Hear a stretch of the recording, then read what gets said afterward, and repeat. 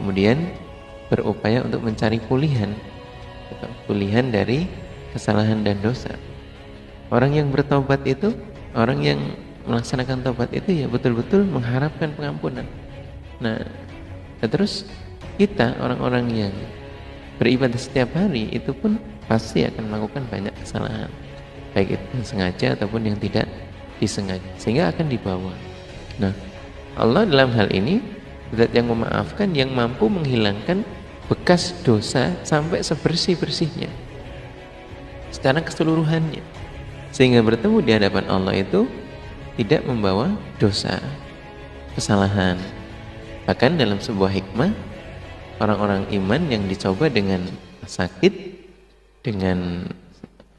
yang berkepanjangan itu memiliki hikmah untuk menghilangkan dosa-dosa yang mungkin masih dia miliki, atau untuk meningkatkan derajat surganya. Bertemu di hadapan Allah, dosa-dosanya sudah bersih, suci, dan bertemu menghadap kepada Allah dengan kondisi yang atau aman, yang ringan. Tinggal bagaimana menghitung amaliyah yang telah ditinggikan itu secara mudah.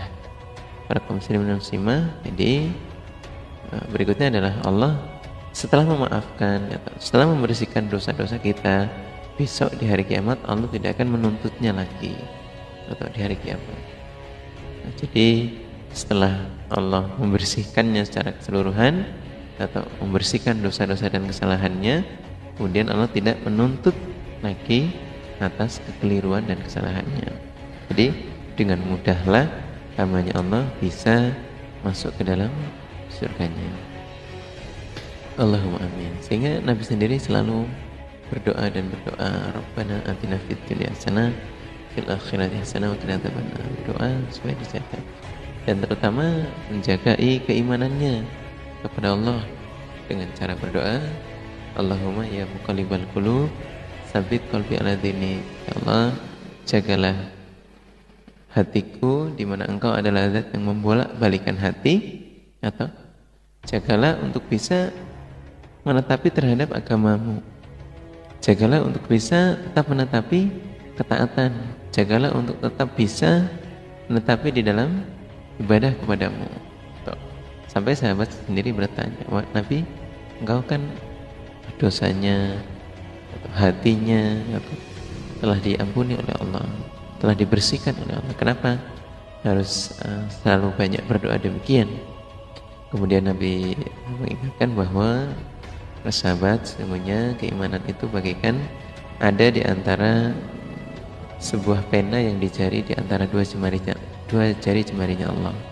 Kalau Allah menghendaki menjaga, ya Allah menjaga. Kalau mencabut, maka tinggal melepaskan begitu saja.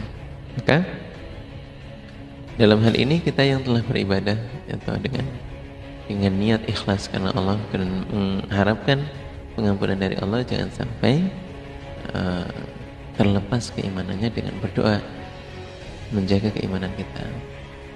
Semoga kita bisa selalu beribadah sampai husnul khatimah. Para kaum muslimin yang muslimah, berikutnya adalah ke-83 kalimah Ar-Rauf, Allah zat yang maha belas kasih. Allah adalah zat yang mengasihi semua hambanya. Allah yang zat yang sangat belas kasih, di sini bermakna lembut. Allah zat yang mengasihi semua hambanya, yang belas kasihnya itu dengan kelembutan, dengan kasih sayang yang sangat halus, yang sangat lembut. Dan belas kasih sayangnya Allah tidak terhenti terwujud dalam kenyataan dan diberikan pada seluruh makhluknya. Allah yang maha belas kasih. Dua tangannya Allah dan tangannya Allah melimpahkan banyak sekali kebaikan dalam kondisi siang ataupun malam. Ini bahwa maha belas kasihnya Allah ini sepanjang masa. Kemudian Allah terus menerus memberikan keutamaan pada hambanya, baik secara samar maupun terang, baik keadaan yang kecil, besar, baik yang batin ataupun yang gamblang, ini Allah terus menerus memberikan keutamaan terhadap hambanya, kefadolan terhadap hambanya. Ini Allah zat yang maha belas kasih. Kita ulas dari awal bahwa Allah mengasihi terhadap hambanya dan juga memberikan belas kasihnya, baik itu keadaannya samar ataupun keadaannya jelas, atau tidak pandang waktu, atau mau sampai kapanpun Allah tetap memberikan kasih sayangnya, belas kasihnya. Begitu pula sepanjang masa dan juga sepanjang waktu, terus menerus sampai hambanya betul-betul atau habis kasih sayangnya. Kalau di dunia ya kita sampai dengan akhir kehidupan kita. Kalau kita hitung-hitung secara nikmat itu ya mahal sekali harganya, ya, sehat, ya, longgar, ya, maka Nabi berpesan bahwa manfaatkan 5 sebelum 5, ya, sehat sebelum sakit, longgar sebelum sempit, kaya sebelum miskin, muda sebelum tua. Nah, hal-hal yang demikian adalah yang menguatkan bahwa pemberiannya Allah itu ya sangat banyak dan sepanjang waktu. Kalau dalam hal ini hanya beberapa nikmat saja yang disebutkan oleh Rasulullah SAW untuk mengingatkan terhadap kita. Tapi bahwa Allah yang maha belas kasih selalu akan memberikan nikmatnya kepada kita. Dan kalau dalam sifat Ar-Rahman itu, bahwa mau yang ibadah, mau yang tidak ibadah, itu semuanya diberikan kasih sayang oleh Allah. Yang paling utama adalah jagalah hidupmu sebelum wafatmu. Jadi mumpung kita masih diberi kehidupan, ya toh, untuk selalu beribadah dan berbuat baik. Kalau sudah dicabut oleh Allah lagi, ya kita tidak bisa untuk berbuat apapun. Kita lanjutkan. Kalimah ke-84 ialah Malikal Mulki. Allah zat yang merajai kerajaan. Allah adalah zat yang memiliki kerajaan yang dikuasai para raja. Jadi besok di hari akhirat itu ya semuanya akan ditantang oleh Allah, meskipun atau dalam sebuah riwayat sudah dijelaskan bahwa kita akan berhadapan kepada Allah dengan kondisi nyeker atau kuncup dan telanjang bulat. Jadi tidak ada yang ada seperti di dunia ini yang memiliki kerajaan. Kemudian bagi Allah semua kerajaan yang ada di dunia, dan bagi Allah segala puji dan keseluruhannya puji.